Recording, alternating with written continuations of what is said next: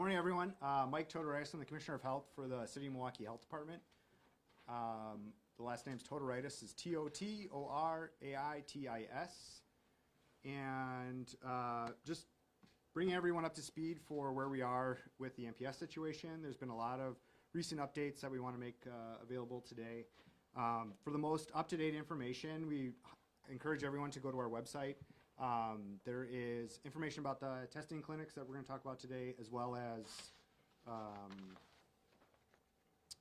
just up-to-date information about each of the schools that we're going to walk through as well. So just a reminder that if you're looking for the most up-to-date information, that's going to be published in real time as we make those reports and information communications to the parents there. And there's also a function at the bottom to request a call back if you're looking for more information that might not be on the website. Recently, we've been in communication with our friends at the CDC to look for some technical assistance in medical toxicology for the blood lead sampling, as well as support for the environmental investigation that we're doing right now. As we've talked about in previous communications, there's the environmental side for the schools, and then also the potential exposure to the staff and students. So there's a lot of complexity to lead exposure. We've spoken about that everyone's individual biology is going to present differently, how quickly that blood lead is going to show up in the screening. So we're really excited today to talk about how we're going to move forward with the testing sites in a moment. The other piece that is an update for today is we've identified additional schools to go to in collaboration with MPS, additional schools to assess. I forget if we have that list ready or not, but we're excited to be working with the district to make a plan for these additional schools. I think a lot of parents are wondering about their schools, so we've had some parent outreach, as I know the district has as well. And just want everyone to understand that we're making that a priority to continue to move to the other schools. That includes some of the federal requests that we have in to see what sort of support our federal partners can bring in this moment. With that, I'll transition into the screening clinic. So we have a screening clinic scheduled for March 15th. It's at Bradley Tech High School. It'll be from 9 a.m. to 1 p.m. A lot of information will be going to the parents of the 4 schools, and those are listed there on the side ahead of time so that parents can pre-plan, fill out their consents, and have the information ready to go. So we're really hoping to have this be as seamless as possible for parents coming in with children. As a parent myself, I know it's always hard to wrangle kiddos, and hopefully this time will be good. If this time doesn't work for you for these particular schools, or if you're a parent of another MPS school and you want to get your child scheduled for a lead screening, your pediatrician is a great starting point, so reaching out to them to get a screening set up. But if you're not able to get in soon for that, there are a couple options that I wanted to highlight. Children's Wisconsin has been an incredible partner throughout this whole process in planning these clinics, and for years we've had really great relationship with them, and they have stood up an additional clinic that will be available on March 20th at the next door location on every Tuesday and Thursday from 1 p.m. to 4 p.m. And again, everything I'm going to go through is going to be on our website as well, so if you don't quite catch all the details, that'll be available after this press conference. And again, that's at the next door location. They're also in partnership with McKinnon and Brown doing free testing clinics on select Saturdays. So again, the website and children's information will be on the website to parents who are interested in that location. The other partner that's been really key in making this happen is 16th Street Community Health Centers. We would not be here without the partnership of our clinical partners, and we cannot say thank you enough to our friends at 16th Street Community Health Center. So we have a Parkway Clinic, which will start on, which will be March 12th, and that's from 3 to 5 p.m. on the south side. And then the Chavez Clinic, which will be March 18th from 4 to 6 p.m., and that's at the Chavez Clinic location. So again, lots of options coming out. We're hoping to do even more after this kind of initial run of that. For parents that are wondering, like, how quickly am I going to know if we have any other issues to be aware, concerned about with my child's potential lead exposure, you'll have results that day for the capillary screening, which is the finger prick screening. That result comes available in about 5 minutes after they do the stick. And then if there's need for additional blood screening, the partners at Children have been really key in making sure that we'll be able to do the blood draws at the March 15th event. So if your kid does screen higher, we will be able to do a confirmatory test with you right there. The results for that test come a little bit longer. So those samples actually have to go to a lab and get processed, so you will not have same-day samples results for that. The main part for any parent that is getting their child screened at these events is the education part of it. So what does this number mean? What do I need to be concerned about? And our staff and all of our other clinical partners will be on hand to provide that education. Our lead team and our lead nurses will help if there's case management that is needed right away. And several of our clinical partners will be on hand to help make schedules for primary care visits if you need to have that primary care follow-up afterwards. So very grateful again to Children's Wisconsin and 16th Street Community Health Center for getting us to this point, and a huge thank you to MPS for helping us find locations to do some of these clinics. We would not be able to do this without everyone's support. With that, I'm going to turn it over to Deputy Commissioner Tyler Weber. He's going to walk us through the Trowbridge results and answer some questions for that. After Deputy Commissioner Weber speaks, then Mr. Harris from MPS will speak about the district's updates, and then we'll take questions at the end. Hi everybody, Tyler Weber, Deputy Commissioner of Environmental Health. So first, everyone's seen the website, but again, we want to keep drawing attention to more documents that we have, especially with updates on the clinics. And with here, I'm going to open us up to the Trowbridge Lead Risk Assessment.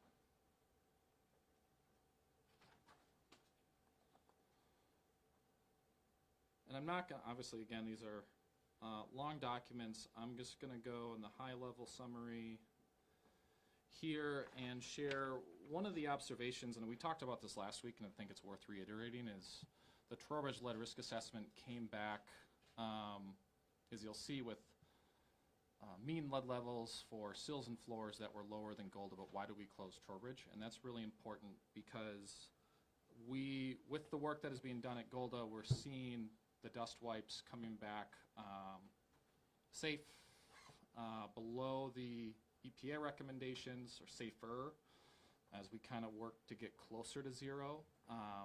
And those dust wipes, there's still some more work there, but because they're so significantly lower than the initial assessment, we saw significant progress. The Trowbridge Lead Risk Assessment came after work was done. And so we observed significant deteriorated paint. Work started on remediation work and cleaning, and the results still came back significantly high. So that showed us, one, more work needed to be done, and also around that time we observed unsafe lead work happening. So we were very nervous about the movement of lead from how much lead was there, and then also from the renovation work. So that was the recommendation to close. And so since closure, we recommend and close the school, and then the process is perform the lead safe renovation work, stabilize areas, make sure paint isn't chipping off the walls, there isn't deteriorated wood. And then there's we're calling a triple rinse with disposable supplies, emphasis on disposable, so when they mop an area, they need to be able to throw that mopping material out. Then staff have to utilize respirators, tacky mats. Those are mats that go on the floor and make sure that you can pull the lead dust off the bottom of your shoes. HEPA vacuums, marking areas where the renovation is occurring. We are coming out with what we're finding across all the schools. Concrete floors need to be sealed. Concrete is porous, and so we're recommending, even beyond these 4 schools, that every concrete floor has a sealant on it, so it makes it easier to clean, makes it easier to remove the lead dust, because concrete can really hang on to that dust. And it's, even after triple, quadruple cleanings, those floors aren't getting to the levels that we want to see. And then obviously continue cleaning all horizontal surfaces with disposable supplies. We just, even 45 minutes ago, got our clearance results from the work done at Trowbridge since our lead risk assessment. 55 passed. We have 5 failures. So we have to go through and analyze what were the failure results, what levels were they at, and then what rooms were they in. This is significant progress. There's an opportunity potentially to open the school, but with some rooms remaining closed. Again, we haven't officially announced that yet. We need to look in the details. We have to process the results, but by the end of business day, we want to get more information out there.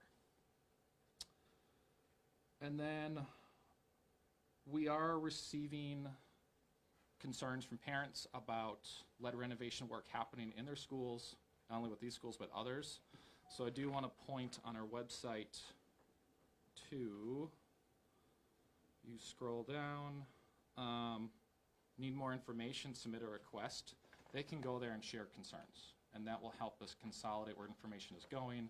We'll share these with the Department of Health. We could potentially send staff out. So we want to work on better responding to parents and their concerns about the work that is happening. And then for building status reviews of other schools, there was a visit today at Maryland by our staff to just look at, it's called the Visual for Stabilization, just to see what work has been done so far, with anticipating a clearance on Monday for that work. But so far they're observing good progress. Coggle had at least 60 samples taken. There was one failure. So that was significant progress, and that work is already being taken care of, and so we think we'll do a re-clearance very soon. And then Golda, very close on a lot of the clearances, the levels that we want to see, so that work should be done next week as well. And do we leave it open for MPS or take questions now?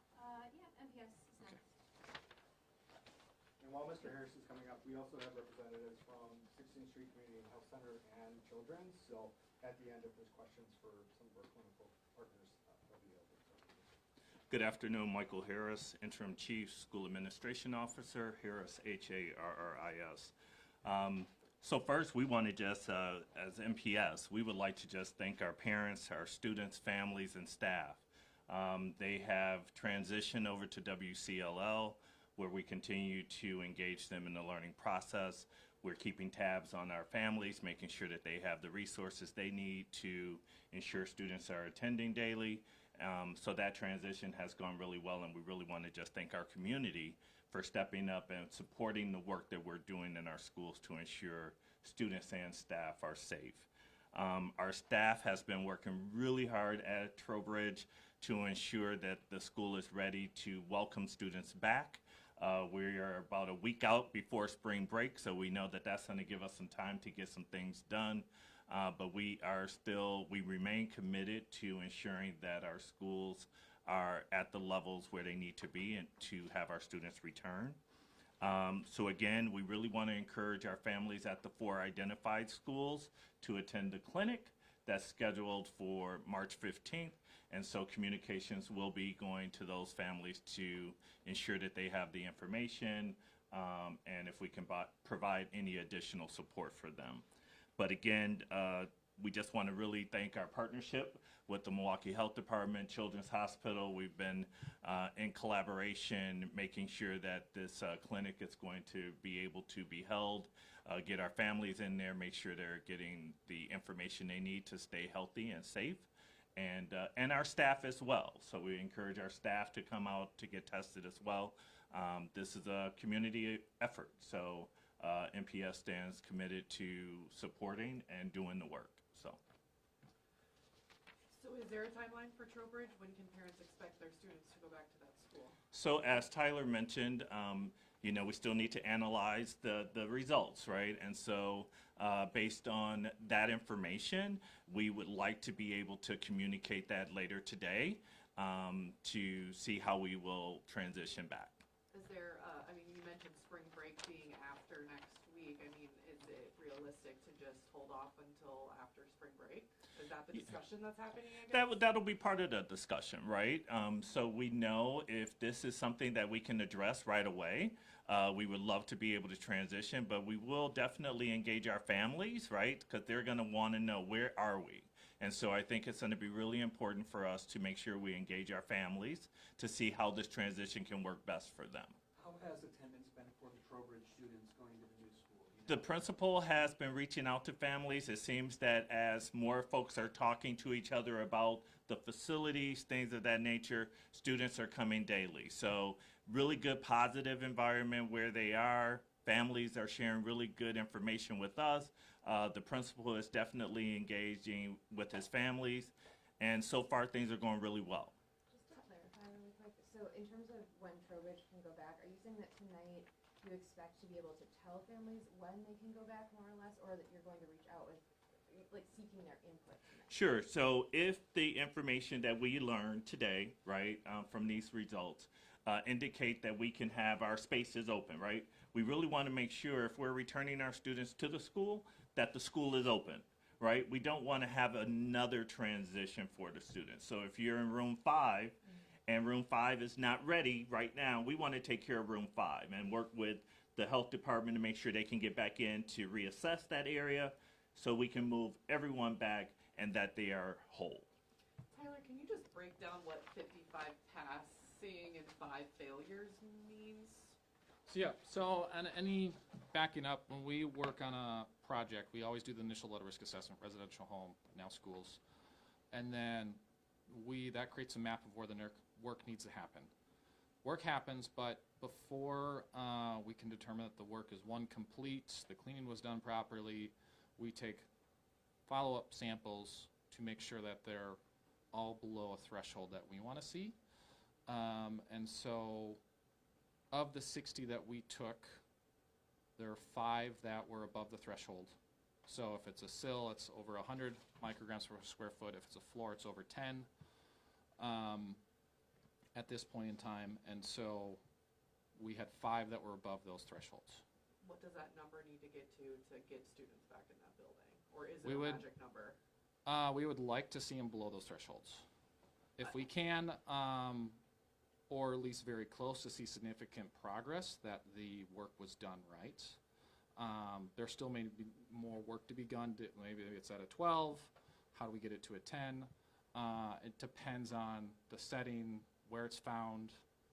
Is it a hallway? Is it a student classroom? There's a few layers that we're looking at in real time of impacting our decision making. I guess, does it need to be 0 failures to allow students back in, or is that not the threshold? That would be the ideal, but it's not quite, because we're trying to do room by room as well. And so that's where potentially you can get back into a building, but keep this classroom closed, seal it up, do the work. We go back and clear that classroom and run more dust wipes in that classroom. So based off those 5 failures, are you guys able to pinpoint where they're coming from? Yes. Oh yeah, we have them labeled. We mark every dust wipe where they come from, so we're able to identify where in the school these wipes were from. Would you be able to identify that now, or? No, we just got the results 45 minutes ago, so our team has to, I haven't even seen actually where they are located within the school. I just know 5 haven't, so I'm getting that report still. Commissioner? You said earlier that additional schools are going to be assessed. Can you give us any details about those additional schools that will be tested and looked at? I think, yes, we'll provide that list. I don't have it in front of me right now. We do want to make sure that parents are aware of what's going on and making sure that they are informed. So part of that is working with the district to make sure parents are informed before that gets blessed on media. That was one of the pieces that we've been taking back from parent groups, is this, to make sure that they're informed before they hear it on the news, and we want to be respectful of that request. How were those additional schools identified?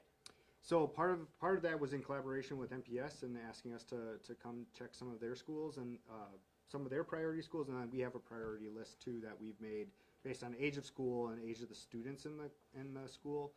So it's a pretty basic measure, but that helps us prioritize the schools and then marry that list with what the district is looking for as well. Do you And have on that numbers? list, would be, what would be on that list that would help you determine the priority?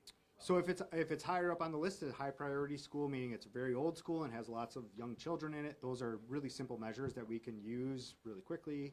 And again, the district has also asked, as they are getting ahead of this and the other schools, to again continue to collaborate on getting into some of those schools. To be clear, these aren't schools that you've actually run like a lead risk assessment. No. I think they're just kind of visual. Yep, so there's a visual process that's laid out in DHS Administrative Code 163. It's a fairly basic process, but it's a really good, simple way to quickly go in and assess a school. So we're shooting to do about 2 schools a day starting next Monday. And again, that's just a visual inspection. There might be some photos taken, but it's a very efficient way that's used nationally to assess for paint degradation. How long is this list? How many schools are on there? As we've talked about previously, there are several schools built before 1978. We're prioritizing the schools that the district has asked us to be in, as well as the schools that we've identified on the top list. And it's not a lead poisoned student who led you to these schools? Correct. That's a really good point. So as we remember from earlier in this situation, the initial case at Golda Meir Lower Campus was as a result of a lead poisoned child, and that's what started that investigation. And for these additional schools, we are proactively working with the district and ourselves to get ahead and start seeing what's going on with the rest of the buildings. Do you have a sense of how many MPS students or Milwaukee students in general get lead tested on an annual basis? Like a percentage? I think it's like 40%. Well, so Tyler can speak to some of the more nuance of it. I think generally children below the age of 6 are routinely screened. It's children beyond the age of 6 don't routinely get screened unless they have some sort of comorbidity that would, or other health condition that would mean they need to get a test. I don't know, Tyler, if you want to elaborate more. Yeah. And I'm seeing some of my physician colleagues in the room also like nodding, so Tyler, Yeah, maybe take a stab. broadly, and this is why we're going down a partnership with healthcare systems. How do we continue to get more children tested and screened for lead across the city? Anywhere from 40 to 50% of the children in Milwaukee get screened for lead on an annual basis, so we need to increase that. We don't know how many children from MPS schools, because the database we work from doesn't identify which school they're from. So a new process that we're working on is securing an MOU with MPS, which will looking forward to having our Common Council support us on that, where then we can share identifiable data from our lead poison database, cross-reference with schools to now identify preemptive, who is getting lead poison on an annual basis and which schools are they directly connected to. So we are in the process of taking that step and going down that road. The 40% figure is 40% of those 6 and younger, or 40% of 0? Sorry, it's 40% of 6 and younger. Good call. If a child at any of these clinics does test positive for lead, and I guess I have 2 questions. One, is it only at this March 15th clinic where you're going to do the blood draw at the same time? And 2, if a child does test positive for an elevated blood lead level, then should they expect the full MHD process where you're going to their home, and like what can people expect from that? It's going to depend on the age. If we have 6 and under, at least at 10 micrograms per deciliter and above, there would be a full investigation for the residential property, but we will also be flagging the school right away. We are going to, because sometimes these results take a few days, we are trying to having a process where we gather the data in real time from the capillary draws, so we don't have to wait another week or 2 to get notified. We can preemptively jump in and see even before the venous draws come, even though the venous is more accurate. So I don't know, did that get to your question? Can I elaborate too on it? So I think one of the parts that Tyler referenced with the MOU and working with the district on this is, so if we're screening 100 children, and our process here in the city is usually we get around 1,200 students every year, or children every year referred to our department for investigation or follow-up. And at the clinics that we're doing, if we are screening a child and they're at a school that has been recently renovated, like Chinese Academy, we're not concerned about lead exposure at that school. So we're going to prioritize the children that might have been at Golda Meir, or a school that we go into next week and say, hey, this school has degraded paint. We should make sure that this child is investigated. So the process of marrying the data helps us prioritize and helps parents get information really quickly about, oh, you're at Chinese Academy, don't worry.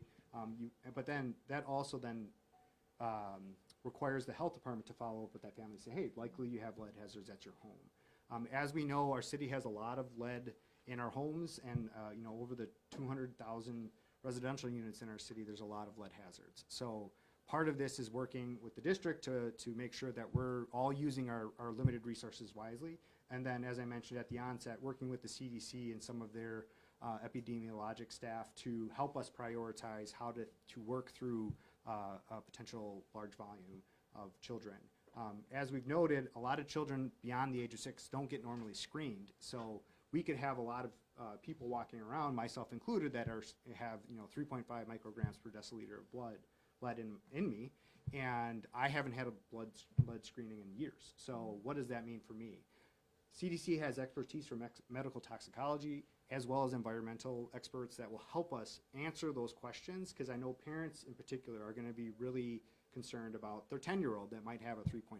So we're committed to, again, getting that information and having it ready for the 15th, and making sure that as parents are present at the clinics, that our nursing staff as well as our partners are providing good education to the parents so that they can have those questions answered. So any student who goes to these 4 schools, regardless of age, can come and Yep. get attended. Do That they is need correct. an appointment, or is it truly walk-in? No, it will be, we would like people to pre-fill out the forms and make sure that they have everything in line. We are working through some prioritization for the day of so that you can know what to expect when you show up. A lot of that information will be forthcoming with what is provided with the district and the department to parents in short order. And I will think the about other four- clinics, Go ahead. I think about 45% of youngsters go to private schools or choice schools in Milwaukee. Any evaluations of those schools? Several of them very old buildings as well. So, as we've talked about at the onset of this instance, our lead enforcement process follows lead poisoned children. And we're committed to following families up into some cases 2 years until we see those lead levels go down. So our experience has shown that most children in the city of Milwaukee are exposed to lead at their homes. This is a unique case and a unique set of circumstances that we're here today talking about lead poisoning in MPS schools. With that said, if we identify a lead poisoned child that attends some sort of private school, we will follow that child to that school. Our lead investigations are comprehensive and follow primary and secondary residents, and in some cases the school, and those investigations take time. They're very comprehensive, so this is a unique moment for us here in the city and for the department, where we've never had a lead poison case at an MPS school before. Couple more questions. Oh, yeah, go ahead, Tyler. And also, in regards to the screening clinic, we are anticipating more clinics will be needed. This is a first step. We're very grateful that 16th Street is hosting additional clinics. We need to see who shows up, and we need to keep providing opportunities. So on that note, on that question in regards to other schools and other buildings, we're still getting started. We're still trying to find out what's out there. We're trying to prioritize based on staff capacity and the urgency. So more to come as we continue to look at more schools and older buildings. But we have been asked that, and we are taking that in consideration. We just don't have the step yet. How many clinics do you expect to open? I don't know yet. Okay. So that's gonna depend on what we see, what we continue to find beyond these 4 schools, and go from there. Michael, what can we tell parents when we go on the news later tonight? Do you have a time frame of when parents will know if their students are returning to Trowbridge Monday? Yes, so the plan is to make sure that we communicate to our parents either by the end of today or throughout the weekend. We want to make sure that they are informed. This is news, right, that we've passed 55 of the results. We still have some work to do. We're committed to that. So that's going to be our message to our parents right away, and then allowing them to determine when we can get everybody back into the school. So is there a chance they could be returning Monday? Yes, yes, We just don't know for sure yet. absolutely. To the commissioner and I guess to our MPS representative, the cost of all of this, you mentioned the CDC appealing for help, but it seems like if you're going into more schools, it's gonna get pretty costly quickly. We are tracking costs very closely. The average cost for most of the assessments, if we do a comprehensive assessment, lead risk assessment, for our lab staff alone is around $10,000 per school. The actual cost for our staff's time and the additional supplies that we're using to do sampling and testing, we're tracking that regularly. Right now, as we've mentioned in previous conversations, this is kind of a slower period of time for our lead program, where we're not getting a lot of referrals for elevated blood levels. So we have some capacity right now to do this. The transition from doing the full lead risk assessments to the visual inspections is a recognition that this does cost money, and that our team are the experts in understanding the lead hazards that are present, just visually seeing them. Part of the request to the CDC and to our federal partners is to have them bring personnel here as well to help augment our teams as they're going and doing the investigations, and to ensure that as parents are asking for follow-up and working with, we have partners from MPS's health services, their nursing director here to help partner with us. We've been working with them as well, but there's a lot of layers to this that I think require not only just a financial investment, but just continued coordination. Tyler mentioned that we've been working with our clinical partners for the last roughly about 9-10 months on improving screening rates here in the city, and this is really a call to action for parents that have younger children in particular to start getting your kids back into your pediatrician to get blood screening. This is going to, as Mr. Harris said, it's going to be a team effort to make sure that our residents of our city are safe, our students are safe in the schools, and I'm really grateful for the continued attention on this really significant issue. Thank you, everybody.